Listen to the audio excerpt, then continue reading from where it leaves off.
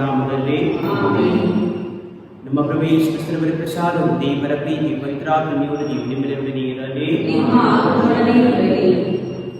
ಯೇಸುವಿನ ನಾಮಕ್ಕೋಸ್ಕರ ಅಪಮಾನವನ್ನು ಅನುಭವಿಸುವ ಅರ್ಹತೆಯನ್ನು ಪಡೆದವರೆಂದು ಪ್ರೀತಿಸಿದರು.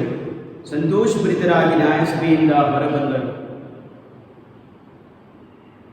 ಇಸ್ರಾಯೇಲ್ ಸಭಾ ಸದಸ್ಯರೇ, ಇವರ ವಿರುದ್ಧ ನೀವು ಕೈಗೊಳ್ಳಬೇಕೆಂದಿರುವ ಕ್ರಮದ ಬಗ್ಗೆ ಎಚ್ಚರಿಕೆಯಿಂದಲೇ ನಿಮಗೆ ಹೇಳುವುದೇನೆಂದರೆ, ಇವರ ಯೋಚನೆ ಅಥವಾ ಕಾರ್ಯ ಮಾನವ ಕಲ್ಪಿತವಾಗಿದ್ದರೆ ಅದಷ್ಟಕ್ಕೆ ಅದೇ ನಾಶವಾಗುವುದು. ಇದು ದೈವ ಸಂಕಲ್ಪವಾಗಿದ್ದರೆ ಅವರನ್ನು ನಾಶ ಮಾಡಲು ನಿಮ್ಮಿಂದಾಗದು. ನೀವು ದೇವರಿಗೆ ವಿರುದ್ಧ ಹೋರಾಡಿದಂತೆ ಆಯಿತು. ನಾನೊಂದನ್ನು ಕೋರಿದೆ, ಪ್ರಭುವಿನಿಂದ ವಾಸಿಸಬೇಕು ಜೀವಮಾನವಲ್ಲ, ನಾನು ಆತನ ಮಂದಿರದಲ್ಲಿ. ಉಳಿದಿದ್ದ ಜನರಿಗೆ ತಿಂದು ತೃಪ್ತರಾಗುವಷ್ಟು ಹಂಚಿಕೊಟ್ಟರು. ಯೇಸು ಕ್ರಿಸ್ತರಲ್ಲಿ ಪ್ರೀತಿಯ ಸಹೋದರ ಸಹೋದರಿ, ಈ ಸಂದಿಗ್ಧ ಪರಿಸ್ಥಿತಿಯಲ್ಲಿ ಈ ವಾಕ್ಯಗಳನ್ನು ನಾವು ಆಲಿಸುವಾಗ ಅದು ಎಷ್ಟರ ಮಟ್ಟಿಗೆ ನಮಗೆ ನೈಜ ಸಾಂತ್ವನವನ್ನು ಉಪಶಮನವನ್ನು ಕೊಡುವ ವಾಕ್ಯಗಳಾಗಿದೆ ಎಂಬುದನ್ನು ನಾವು ಅರಿಯಬೇಕಾಗಿದೆ. ಹಲವಾರು ಸಂದರ್ಭಗಳಲ್ಲಿ ನಾವು ವಿಪರೀತವಾಗಿ ಮಾನವರ ಮಾತುಗಳ ಮೇಲೆ ಹೆಚ್ಚು ನಂಬಿಕೆಯನ್ನು ಬಾಳಲು ಆಶಿಸುತ್ತೇವೆ. ಆದರೆ ಇಂದಿನ ಮೊದಲನೇ ವಾಚನದಲ್ಲಿ ಬೋಧಕರಾದ ಗಮಾಲಿಯಲ್ ಆತನು ನೀಡಿದ ಮಾರ್ಗದರ್ಶನವನ್ನು ನಾವು ಸಹ ಅನುಸರಿಸಬೇಕಾಗಿದೆ, ಅನುಕರಿಸಬೇಕಾಗಿದೆ. ಯಾರಾದರೂ ಒಬ್ಬರ ಬಗ್ಗೆ ನಾವು ತೀರ್ಪನ್ನು ಕೊಡಬೇಕಾದರೆ ಅವರ ಚಟುವಟಿಕೆಗಳು, ಅವರ ಮಾತುಗಳು, ಅವರ ಬೋಧನೆಗಳು ಯಾರಿಂದ ಬಂದದೆಂಬುದನ್ನು ನಾವು ಅರಿಯಬೇಕಾಗಿದೆ. ಅವರ ಸ್ವ ಇಚ್ಛೆಯಿಂದ ಮನಸ್ಸಿನಿಂದ ಬಂದ ಮಾತುಗಳೇ ಅಥವಾ ದೇವರ ಪ್ರೇರಣೆಯಿಂದ ದೇವರು ಕೊಟ್ಟಿರುವ ಅಧಿಕಾರದ ಮೂಲಕ ಅವರು ಮಾತನಾಡುತ್ತಿದ್ದಾರೆ. ಏನು ಹೇಳಬೇಕಾದರೆ ಯೆಶಾಯನ ಗ್ರಂಥ 55ನೇ ಅಧ್ಯಾಯ ವಚನಗಳು 10 ಮತ್ತು 11 ನಮಗೆ ಹೇಳುವುದೇನೆಂದರೆ, ಮಳೆಯು ಹಿಮವು ಆಕಾಶದಿಂದ ಇಳಿದು ಬಂದು ಅಲ್ಲಿಗೆ ಹಿಂತಿರುಗಿ ಹೋಗದೆ ಭೂಮಿಯನ್ನು ತೋಯಿಸಿ ಬಿತ್ತುವವನಿಗೆ ಬೀಜವನ್ನು, ಉಣ್ಣುವವನಿಗೆ ರೊಟ್ಟಿಯನ್ನು ಕೊಡುವಂತೆ ಫಲವನ್ನು ಹುಟ್ಟಿಸಿ ಚಿಗುರುಗೊಳಿಸುವ ಹಾಗೆಯೇ ನನ್ನ ಬಾಯಿಂದ ಹೊರಡುವ ನನ್ನ ವಾಕ್ಯವು ಇರುವುದು.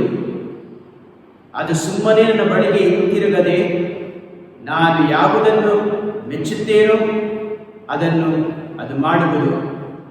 ನಾನು ಅದನ್ನು ಯಾವುದ ನಿಮಿತ್ತ ಕಳಿಸುತ್ತೇನೋ ಅದರಲ್ಲಿ ಅದು ಸಫಲವಾಗುವುದು. ಆದ ಕಾರಣ ನಾವು ಏನೇ ಮಾಡಿದರೂ ಸರಿ, ದೇವರ ಪ್ರೇರಣೆ, ದೇವರ ನಿರ್ದೇಶನ, ದೇವರ ಮಾರ್ಗದರ್ಶನ ಎಷ್ಟರ ಮಟ್ಟಿಗೆ ಅದರಲ್ಲಿದೆ ಎಂಬುದನ್ನು ನಾವು ಅರಿಯಬೇಕಾಗಿದೆ. ಇನ್ನು ಹೇಳಬೇಕಾದರೆ ನಾವು ಬದುಕಬೇಕಾದದ್ದು ದೇವರ ವಾಕ್ಯದಿಂದಲೇ. ಮಾನವನು ಜೀವಿಸುವುದು ರೊಟ್ಟಿಯಿಂದ ಮಾತ್ರವಲ್ಲ, ದೇವರ ಬಾಯಿಂದ ಬರುವ ಪ್ರತಿಯೊಂದು ಮಾತಿನ ಮೂಲಕ, ವಾಕ್ಯದ ಮೂಲಕ ಜೀವಿಸುವುದು. ಇದನ್ನೇ ದಿನ ಸುಸಂದೇಶದಲ್ಲಿ ಪ್ರಭು ಯೇಸು ಕ್ರಿಸ್ತರು ಒಂದು ಮಹಾ ಪವಾಡವನ್ನಾಗಿ ಮಾಡಿ ತೋರಿಸುತ್ತಾರೆ. ಇದ್ದ ಕೆಲವು ರೊಟ್ಟಿಗಳನ್ನು ಮೀನು ತೆಗೆದುಕೊಂಡು ಆಶೀರ್ವದಿಸಿ ಅಲ್ಲಿಂದ 5,000 ಜನರಿಗೆ ಹಂಚಿಕೊಟ್ಟರು. ನಮಗೂ ಸಹ ಯಾವುದೇ ಸಂದಿಗ್ಧ ಪರಿಸ್ಥಿತಿ ಸಿಕ್ಕಿಕೊಂಡರು ಬದುಕುತ್ತಿದ್ದರೂ ದೇವರು ನಮ್ಮನ್ನು ತೃಪ್ತಿಪಡಿಸುವರು, ಮೃಷ್ಟಾನ್ನದಿಂದ ನಮ್ಮನ್ನು ಪೋಷಿಸುವರು. ಇಂಥ ದೇವರ ಆಶೀರ್ವಾದಕ್ಕೆ ನಾವು ಪಾತ್ರರಾಗಿದ್ದರೆ ಈ ಪೂಜೆ ಮೂಲಕ ತಂದೆ ದೇವರಿಗೆ ಸ್ತೋತ್ರವನ್ನು ಸಮರ್ಪಿಸೋಣ. ಒಂದು ವೇಳೆ ನಾವು ಸಹ ಹಠಮಾರಿಗಳಾಗಿ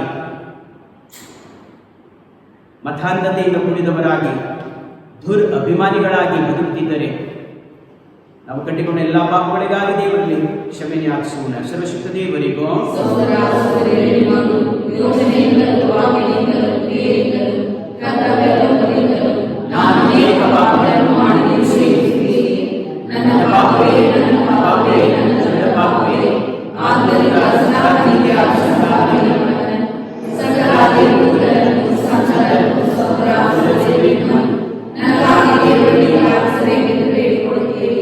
ಸರ್ವಶಕ್ತಿಯವರೊಂದಿಗೆ ತೋರಿಸಿದ ಪಾಪಗಳನ್ನು ಕ್ಷಮಿಸಿ ನಿತ್ಯ ಜೀವಕ್ಕೆ ಕರೆದೊಯ್ಯಲೇ.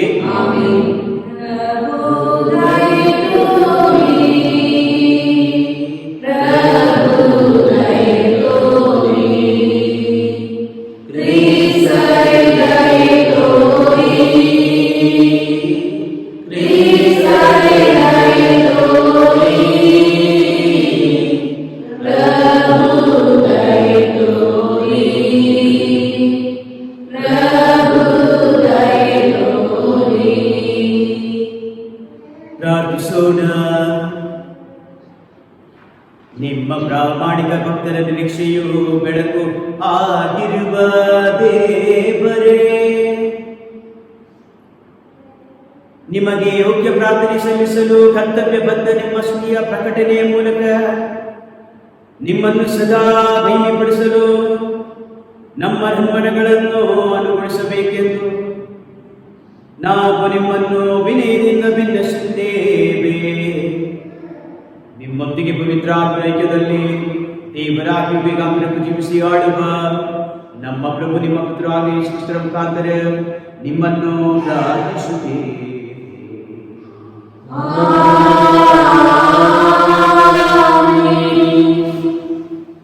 ಯೇಸುವಿನ ನಾಮಕ್ಕೋಸ್ಕರ ಅಪಮಾನವನ್ನು ಅನುಭವಿಸುವ ಅರ್ಹತೆಯನ್ನು ಪಡೆದವೆಂದು ಪ್ರೇಷಿತರು ಸಂತೋಷಭರಿತರಾಗಿ ನ್ಯಾಯಸಭೆಯಿಂದ ಹೊರಬಂದರು. ಪ್ರೇಷಿತರ ಕಾರ್ಯಕಲಾಪಗಳಿಂದ ಇಂದಿನ ಮೊದಲನೆಯ ವಾಚನ, ಅಧ್ಯಾಯ 5, ವಾಕ್ಯಗಳು 34ರಿಂದ 42. ಆಗ ಆ ಸಭಾ ಸದಸ್ಯರಲ್ಲಿ ಒಬ್ಬನಾದ ಗಮಲಿಯೇಲ್ ಎಂಬ ಫರಿಸಾಯನು ಅಲ್ಲಿದ್ದನು. ಅವನೊಬ್ಬ ಗೌರವಾನ್ವಿತ ಮತ್ತು ಧರ್ಮಪಂಡಿತ. ಅವನು ಎದ್ದು ನಿಂತು ಪ್ರೇಷಿತರನ್ನು ಸ್ವಲ್ಪ ಹೊತ್ತು ಸಭೆಯಿಂದ ಹೊರಗೆ ಕಳುಹಿಸುವಂತೆ ಹೇಳಿ ಸಭೆಯನ್ನುದ್ದೇಶಿಸಿ, ಇಸ್ರಾಯೇಲ್ ಸಭಾ ಸದಸ್ಯರೇ, ಇವರ ವಿರುದ್ಧ ನೀವು ಕೈಗೊಳ್ಳಬೇಕೆಂದಿರುವ ಕ್ರಮದ ಬಗ್ಗೆ ಎಚ್ಚರಿಕೆಯಿಂದಿರಿ. ಸ್ವಲ್ಪ ಕಾಲಕ್ಕೆ ಹಿಂದೆ ತೈದ ಎಂಬವನಿದ್ದ. ತಾನೊಬ್ಬ ಮಹಾಪುರುಷನು ಎಂದು ಹೇಳಿಕೊಳ್ಳುತ್ತಿದ್ದ. ಸುಮಾರು 400 ಮಂದಿ ಅವನ ಅನುಯಾಯಿಗಳಾದರು. ಅವನ ಕೊಲೆಯಾದದ್ದೇ ಅವನನ್ನು ಹಿಂಬಾಲಿಸಿದವರೆಲ್ಲರೂ ಚದರಿ ಹೋದರು. ಅವನ ಪಕ್ಷ ನಿರ್ನಾಮವಾಯಿತು. ಅನಂತರ ಜನಗಣತಿಯ ಕಾಲದಲ್ಲಿ ಗಲಿಲೇಯದ ಯೂದ ಎಂಬವನು ಪ್ರಸಿದ್ಧಿಗೆ ಬಂದ. ತನ್ನೆಡೆಗೆ ಹಲವರನ್ನು ಆಕರ್ಷಿಸಿಕೊಂಡ. ಅವನೂ ಹತನಾದ. ಹಿಂಬಾಲಕರೆಲ್ಲರೂ ಚದರಿ ಹೋದರು. ಆದುದರಿಂದ ನಾನು ನಿಮಗೆ ಹೇಳುವುದೇನೆಂದರೆ, ಈ ವ್ಯಕ್ತಿಗಳ ಗೊಡವೆಗೆ ಹೋಗಬೇಡಿ. ಇವರನ್ನು ಸುಮ್ಮನೆ ಬಿಟ್ಟುಬಿಡಿ. ಇವರ ಯೋಜನೆ ಅಥವಾ ಕಾರ್ಯ ಮಾನವ ಕಲ್ಪಿತವಾಗಿದ್ದರೆ ಅದರಷ್ಟಕ್ಕೆ ಅದೇ ನಾಶವಾಗುವುದು. ಇದು ದೈವ ಸಂಕಲ್ಪವಾಗಿದ್ದರೆ ಅವರನ್ನು ನಾಶ ಮಾಡಲು ನಿಮ್ಮಿಂದಾಗದು. ನೀವು ದೇವರಿಗೆ ವಿರುದ್ಧ ಹೋರಾಡಿದಂತೆ ಆದೀತು ಎಂದು ಹೇಳಿದನು. ಸಭಾ ಸದಸ್ಯರು ಗಮಲಿಯೇಲನ ಸಲಹೆಯನ್ನು ಅಂಗೀಕರಿಸಿದರು. ಪ್ರೇಷಿತರನ್ನು ಒಳಗೆ ಕರೆದು ಚಾವಟಿಯಿಂದ ಹೊಡೆದು ಇನ್ನು ಮೇಲೆ ಯೇಸುವಿನ ಹೆಸರಿನಲ್ಲಿ ಬೋಧಿಸಬಾರದೆಂದು ಕಟ್ಟಪ್ಪಣೆ ಮಾಡಿ ಅವರನ್ನು ಬಿಟ್ಟುಬಿಟ್ಟರು. ಯೇಸುವಿನ ನಾಮಕ್ಕೋಸ್ಕರ ಅಪಮಾನಗಳನ್ನು ಅನುಭವಿಸುವ ಅರ್ಹತೆಯನ್ನು ಪಡೆದವೆಂದು ಪ್ರೇಷಿತರು ಸಂತೋಷಭರಿತರಾಗಿ ನ್ಯಾಯಸಭೆಯಿಂದ ಹೊರಬಂದರು.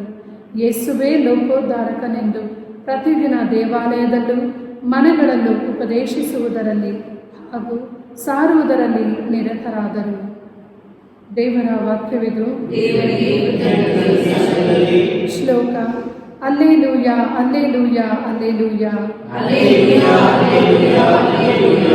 ನನಗೆ ಬೆಳಕು ನನಗೆ ರಕ್ಷೆ ಪ್ರಭುವೆ, ನಾನಾರಿಗೂ ಅಳುಕೆನು, ನನ್ನ ಬಾಳಿಗಾಧಾರ ಪ್ರಭುವೆ, ನಾನಾರಿಗೂ ಅಂಜೆನು. ಶ್ಲೋಕ. ನಾನೊಂದನ್ನು ಕೋರಿದೆ ಪ್ರಭುವಿನಿಂದ, ನಾನದನ್ನೇ ನಿರೀಕ್ಷಿಸಿದೆ ಆತನಿಂದ.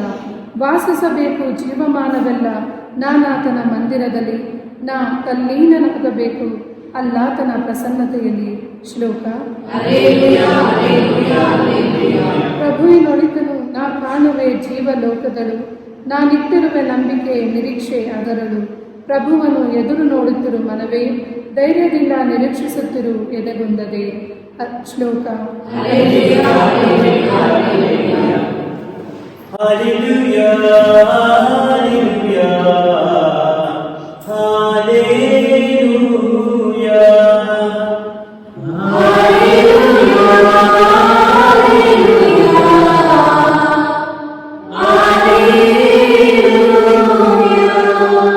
ಲೋಕಕ್ಕೆ ಬರಬೇಕಾಗಿದ್ದ ಪ್ರವಾದಿ ನಿಜವಾಗಿಯೂ ಇಬ್ಬರೇ.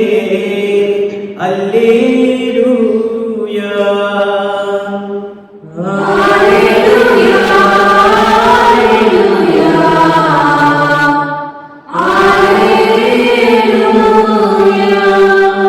ಪ್ರಭು ನಿಮ್ಮೊಡನೆ ಇರಲಿ.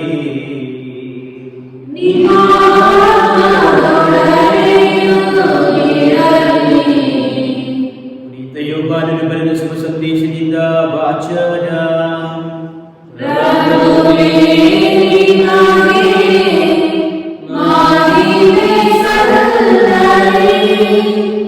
ಅಧ್ಯಾಯ 6. ನಮ್ಮನ್ನು ಪೋಷಿಸುವ ವಚನಗಳು 1ರಿಂದ 15ರ ತನಕ. ಯೇಸು ಸ್ವಾಮಿ ಗಲಿಲೆಯ ಸರೋವರವನ್ನು ದಾಟಿ ಆಚೆಯ ದಡಕ್ಕೆ ಹೋದರು. ಅದಕ್ಕೆ ತಿಬೇರಿಯ ಸರೋವರವೆಂದು ಹೆಸರು. ಜನರ ದೊಡ್ಡ ಗುಂಪೊಂದು ಅವರ ಹಿಂದೆ ಹೋಯಿತು, ಏಕೆಂದರೆ ಯೇಸು ಸೂಚಕ ಕಾರ್ಯಗಳನ್ನು ಮಾಡುತ್ತಾ ರೋಗ ಪೀಡಿತರನ್ನು ಗುಣಪಡಿಸುತ್ತಾ ಇದ್ದುದನ್ನು ಆ ಜನರು ನೋಡಿದ್ದರು. ಯೇಸು ಬೆಟ್ಟವನ್ನು ಹತ್ತಿ ತಮ್ಮ ಶಿಷ್ಯರ ಸಂಗಡ ಕುಳಿತುಕೊಂಡರು. ಯಹೂದ್ಯರ ಪಾಸ್ಕ ಹಬ್ಬವು ಹತ್ತಿರವಾಗಿತ್ತು. ಯೇಸು ಕಣ್ಣು ಹಾಯಿಸಿ ನೋಡಿದಾಗ ಆ ದೊಡ್ಡ ಗುಂಪು ತಮ್ಮ ಕಡೆಗೆ ಬರುವುದನ್ನು ಕಂಡರು. ಈ ಜನರ ಊಟಕ್ಕೆ ರೊಟ್ಟಿಯನ್ನು ನಾವು ಎಲ್ಲಿಂದ ಕೊಂಡುಕೊಳ್ಳುವುದು ಎಂದು ಯೇಸು ಫಿಲಿಪ್ಪನನ್ನು ಕೇಳಿದರು. ಫಿಲಿಪ್ಪನನ್ನು ಪರೀಕ್ಷಿಸುವ ಸಲುವಾಗಿ ಅವರು ಹಾಗೆ ಹೇಳಿದರು, ಏಕೆಂದರೆ ತಾವು ಮಾಡಲಿರುವುದು ಅವರಿಗೆ ತಿಳಿದಿತ್ತು. ಅದಕ್ಕೆ ಫಿಲಿಪ್ಪನು 200 ದಿನಾರಿ ನಾಣ್ಯಗಳನ್ನು ಕೊಟ್ಟು ರೊಟ್ಟಿಯನ್ನು ತಂದರು, ಆಳಿಗೊಂದು ತುಂಡು ಬಾರದು ಎಂದನು. ಆಗ ಶಿಷ್ಯರಲ್ಲಿ ಒಬ್ಬನು, ಅಂದರೆ ಸೀಮೋನ್ ಪೇತ್ರನ ಸಹೋದರನಾದ ಅಂದ್ರಾಯನು, ಅಲ್ಲಿ ಒಬ್ಬ ಹುಡುಗನ ಬಳಿ ಜಾವೆ ಗೋಧಿ 5 ರೊಟ್ಟಿಗಳು 2 ಮೀನುಗಳು ಇವೆ, ಆದರೆ ಈ ಜನಸಮೂಹಕ್ಕೆ ಇವೆಲ್ಲಿ ಸಾಕಾಗುತ್ತವೆ ಎಂದನು. ಯೇಸು ಜನರು ಊಟಕ್ಕೆ ಕೂರಿಸಿರಿ ಎಂದರು. ಅಲ್ಲಿ ಹುಲ್ಲು ಸಾಗಿದ ಹುಲ್ಲಿನ ಮೇಲೆ ಜನರು ಕುಳಿತುಕೊಂಡರು. ಗಂಡರ ಸಂಖ್ಯೆ 5,000ದಷ್ಟಿತ್ತು. ಯೇಸು ರೊಟ್ಟಿಗಳನ್ನು ತೆಗೆದುಕೊಂಡು ದೇವರಿಗೆ ಸ್ತೋತ್ರವನ್ನು ಸಲ್ಲಿಸಿ ಉಳಿದಿದ್ದ ಜನರಿಗೆ ಅವುಗಳನ್ನು ಹಂಚಿದರು. ಹಾಗೆಯೇ ಮೀನುಗಳನ್ನು ಹಂಚಿಕೊಟ್ಟರು. ಎಲ್ಲರೂ ತಮಗೆ ಬೇಕಾದಷ್ಟು ತಿಂದರು. ಅವರೆಲ್ಲರೂ ತಿಂದು ತೃಪ್ತರಾದ ಮೇಲೆ ಯೇಸು, ತಿಂದುಳಿದ ತುಂಡುಗಳನ್ನೆಲ್ಲ ಒಟ್ಟುಗೂಡಿಸಿರಿ, ಒಂದು ತುಂಡು ಹಾಳಾಗಬಾರದು ಎಂದು ತಮ್ಮ ಶಿಷ್ಯರಿಗೆ ಹೇಳಿದರು. ತಿಂದುಳಿದ ಆ 5 ರೊಟ್ಟಿಗಳ ತುಂಡುಗಳನ್ನು ಒಟ್ಟುಗೂಡಿಸಲು ಅವು 12 ಬುಟ್ಟಿಗಳ ತುಂಬ ಆದವು. ಯೇಸು ಮಾಡಿದ ಈ ಸೂಚಕ ಕಾರ್ಯಗಳನ್ನು ಕಂಡ ಜನರು, ಲೋಕಕ್ಕೆ ಬರಬೇಕಾಗಿದ್ದ ಪ್ರವಾದಿ ನಿಜವಾಗಿಯೂ ಇವರೇ ಎಂದು ಹೇಳತೊಡಗಿದರು. ಅವರೆಲ್ಲರೂ ಬಂದು ತಮ್ಮನ್ನು ಹಿಡಿದು ಅರಸನನ್ನಾಗಿ ಮಾಡುವ ಯೋಚನೆಯಲ್ಲಿದ್ದಾರೆ ಎಂಬುದನ್ನು ಅರಿತ ಯೇಸು ತಾವೊಬ್ಬರೇ ಬೆಟ್ಟದ ಕಡೆಗೆ ಹೊರಟು ಬಿಟ್ಟರು. ತಮ್ಮ ಕುಂದುಕೊರತೆಗಳನ್ನು ಪೂರ್ಣಗೊಳಿಸುವ ಕ್ರಿಸ್ತನ ಸಂದೇಶ. ಪ್ರಿಯರೇ, ನಮ್ಮಲ್ಲಿರುವ ಯೋಜನೆಗಳನ್ನು, ನಮ್ಮಲ್ಲಿರುವ ಆಧ್ಯಾತ್ಮಿಕ ಹಸಿವು ದಾಹವನ್ನು, ರೋಗ ರುಜಿನಗಳನ್ನು ನಾವು ಮಾಡಿದ ಎಲ್ಲ ಆದ್ಯಂತ ಪ್ರಯತ್ನ ಪ್ರಾರ್ಥನೆಯ ದೇವರಿಗೆ ಕಾಣಿಸುವ ವೇಳೆಯಲ್ಲಿ ನನ್ನ ಮತ್ತು ನಿಮ್ಮ ಬಲಿ ಪಿತರಾಶ ಕೃಪೆಗೆ ಆಗುವಂತೆ ಪ್ರಾರ್ಥಿಸೋಣ. ಪ್ರಭು ತಮ್ಮ ನಾಮದ ಸ್ತುತಿಯಾಗುವ ಮಹಿಮೆಗಾಗಿ ನಮ್ಮ ಮತ್ತು ನಮ್ಮ ಭಕ್ತರ ಬಸವಯ್ಯ ಒಳಿತಿಗಾಗಿ ಈ ಮನೆಯನ್ನು ನಿಮ್ಮ ಕರಗಳಿಂದ ಸ್ವೀಕರಿಸಲಿ. ಪ್ರಭು ನಿಮ್ಮ ಕುಟುಂಬ ಅರ್ಪಿಸಿರುವ ಈ ಕಾಣಿಕೆಗಳನ್ನು ದಯೆಯಿಂದ ಸ್ವೀಕರಿಸಿರಿ. ಅವರು ಪಡೆದಿರುವ ವರಗಳನ್ನು ನಿಮ್ಮ ಆಶ್ರಯದ ನೆರವಿನಿಂದ ಎಂದೂ ಕಳೆದುಕೊಳ್ಳದೆ ನಿಮ್ಮ ಅನಂತ ಕೊಡುಗೆಗಳನ್ನು ಪಡೆಯಲಿ.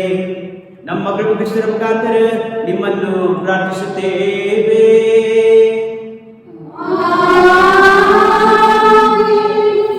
ಪ್ರಭು ನಿಮ್ಮೊಡನೆ ಇರಲಿ.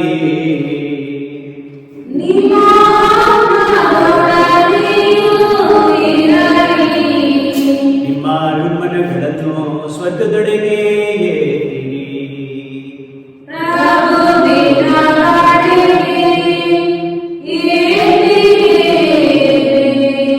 ನಮ್ಮ ಪ್ರಭು ದೇವರಿಗೆ ಕೃತಜ್ಞತೆಯನ್ನು ಸಲ್ಲಿಸೋಣ.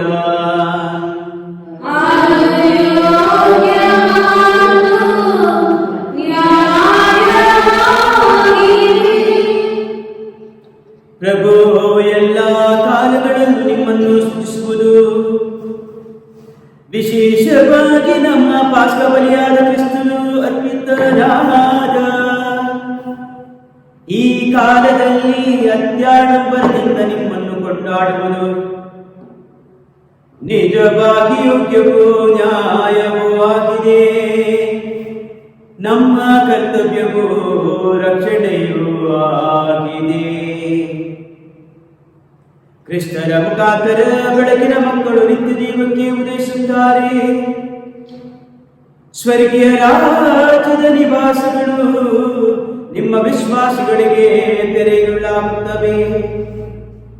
ಏಕೆಂದರೆ ಅವರ ಮರಣವು ನಮ್ಮ ಮರಣಕ್ಕೆ ಹಂತಮುಕ್ತತೆಯನ್ನು ನೀಡಿದೆ. ಅವರ ಪುನರುತ್ಥಾನದಲ್ಲಿ ಸಕಲರ ಜೀವವು ಮರಳಿ ಉತ್ಥಾನವಾಗಿದೆ. ಪಾಸ್ಕಾ ಮಹಾದಾನದಿಂದ ತುಂಬಿ ಎಲ್ಲ ದೇಶಗಳು ಜನಾಂಗಗಳು ನಿಮ್ಮ ಸ್ತುತಿಯಲ್ಲಿ ಉಲ್ಲಾಸಿಸುತ್ತವೆ. ಅಂತೆಯೇ ಸ್ವರ್ಗೀಯ ಶಕ್ತರು ದೂತಗಣಗಳು ಒಂದಾಗಿ ನಿಮ್ಮ ಮಹಿಮೆಯ ನಿರಂತರ ಗೀತೆಯನ್ನು ಹಾಡುತ್ತಾ ಘೋಷಿಸುವುದೇನೆಂದರೆ ಪರಿಶುದ್ಧ ಪರಿಶುದ್ಧನು ಸೇನೆಗಳ ದೇವರು ಕರ್ತನು. ಪರಿಶುದ್ಧ ಪರಿಶುದ್ಧನು ಸೇನೆಗಳ ದೇವರು ಕರ್ತನು. ಹೋಸಾನ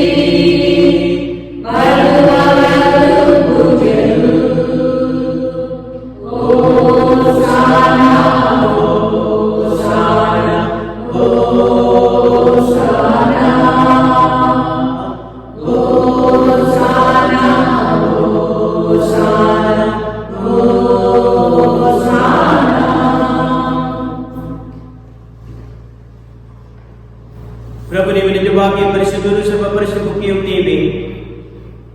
ಈ ಕುಡಿಗಳ ಮೇಲೆ ನಿಮ್ಮ ಪವಿತ್ರಾದ ಇಬ್ಬನಿ ಹೆಚ್ಚಿಸಿ ಪಾಪಗೊಳಿಸಲೆಂದು ಪ್ರಾರ್ಥಿಸುತ್ತೇವೆ.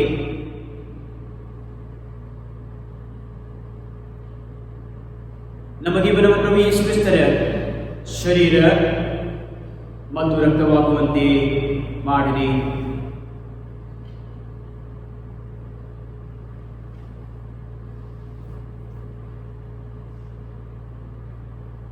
ಅವರನ್ನು ಪರಾಧೀನ ಮಾಡಲಾದ ಸಮಯದಲ್ಲಿ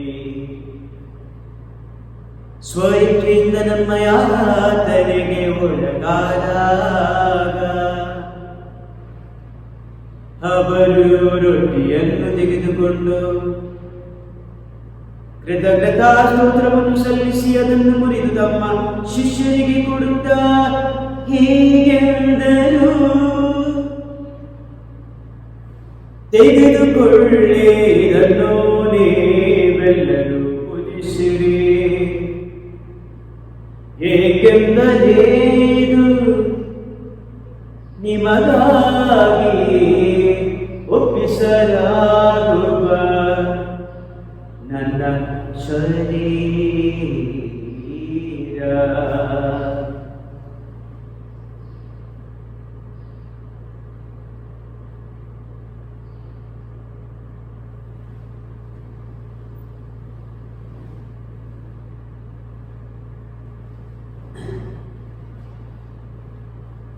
ಅಂತೆಯೇ ಭೋಜನದ ಅಂತ್ಯದಲ್ಲಿ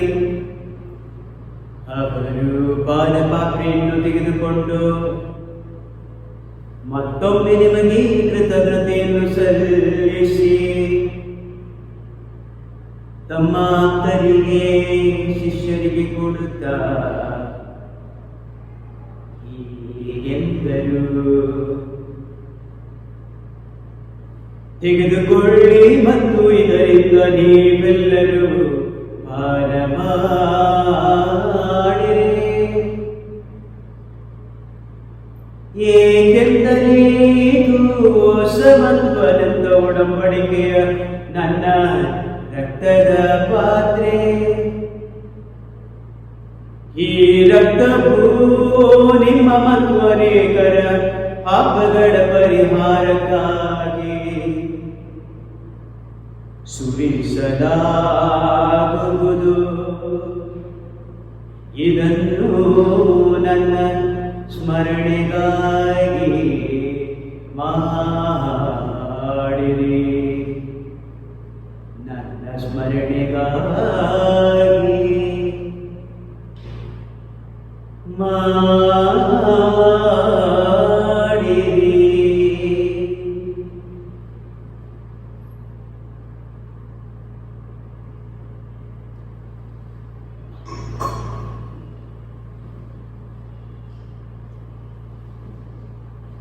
ವಿಶ್ವಾಸದ ರಹಸ್ಯ.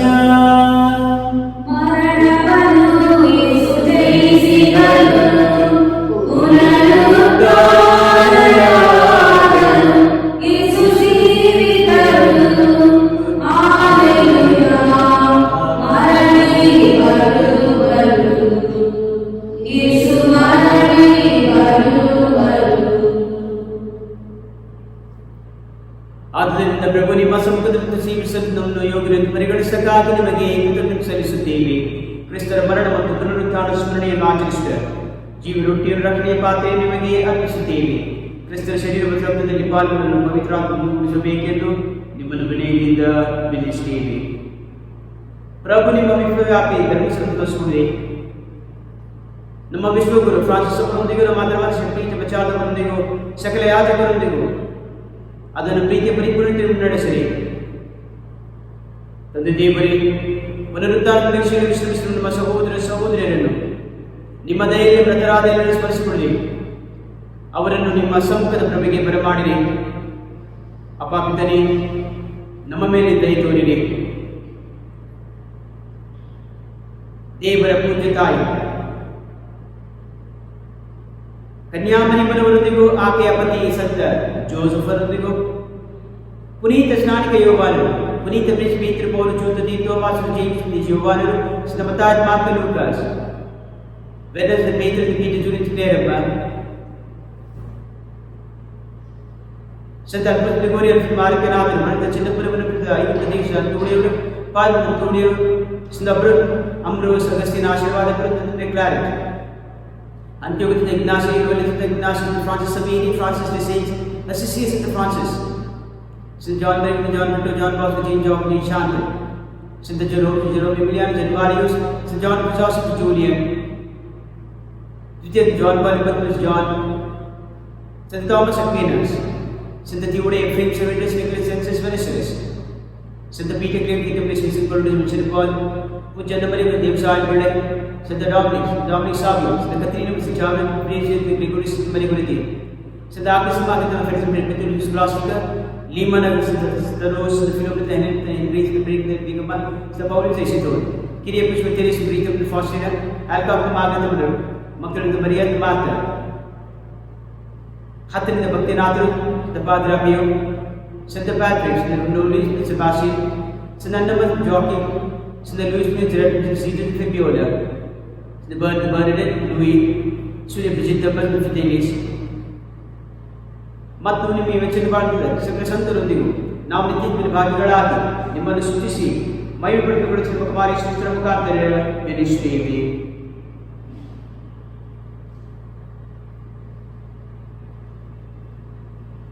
ಇವರ ಮುಖಾಂತರವೋ ಇವರೊಂದಿಗೋ ಇವರಲ್ಲಿಯೋ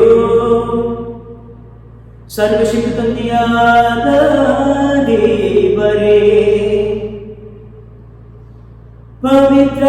ಪವಿತ್ರಾತ್ಮರಲ್ಲಿ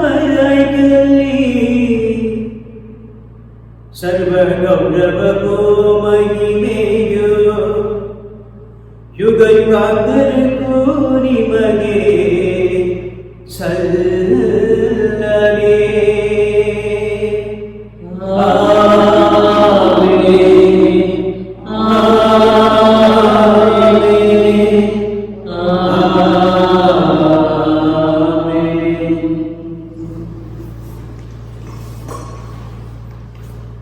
ಕ್ರಿಸ್ತರಾಗಿಂದ ಪ್ರೇರಿತರಾಗಿ ದೈವ ಬೋಧನೆಯಿಂದ ಶಿಕ್ಷಿತರಾಗಿ ಧೈರ್ಯದಿಂದ ವಿಶ್ವ ನಾವು ಪ್ರಾರ್ಥಿಸುವುದೇನೆಂದರೆ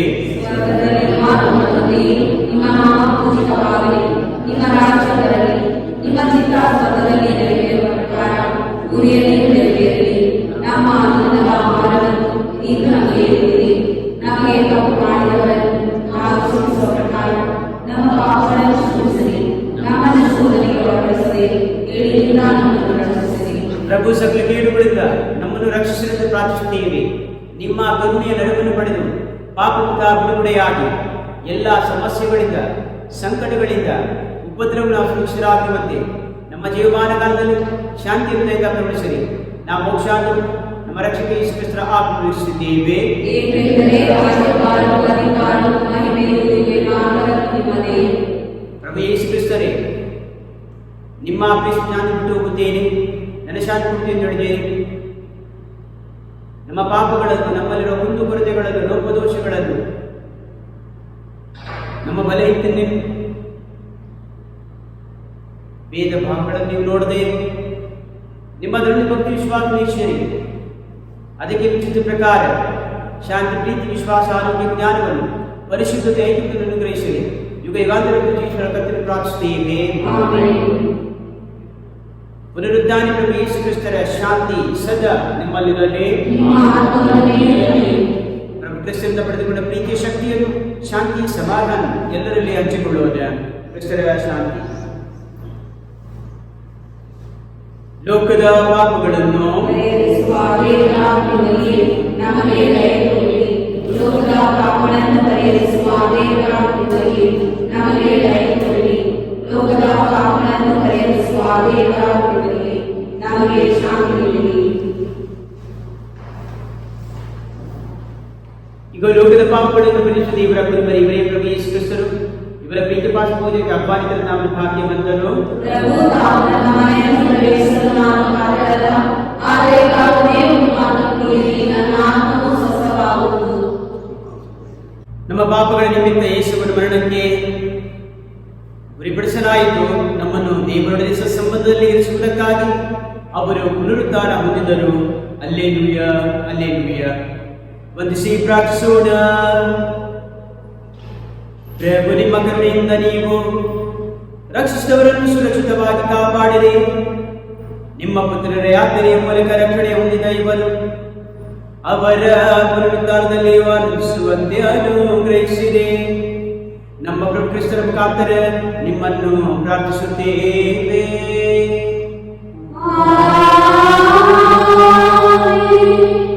ಪ್ರಭು ನಿಮ್ಮೊಡನೆ ಇರಲಿ.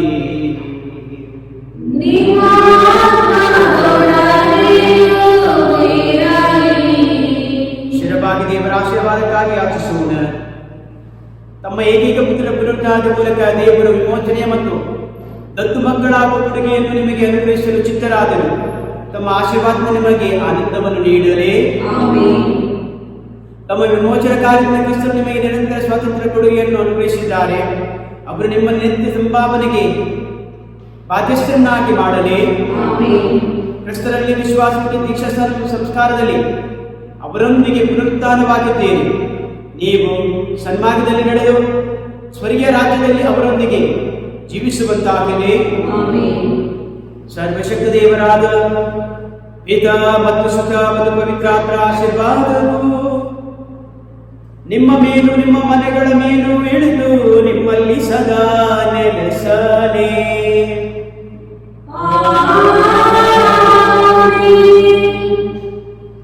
ಪ್ರಭು ಕ್ರಿಸ್ತರಿಂದ ಪಡೆದುಕೊಂಡ ಶಕ್ತಿ ಸಂದೇಶವನ್ನು ಎಲ್ಲೆಡೆ ಹಂಚಿಕೊಂಡು ಬಾಳಲು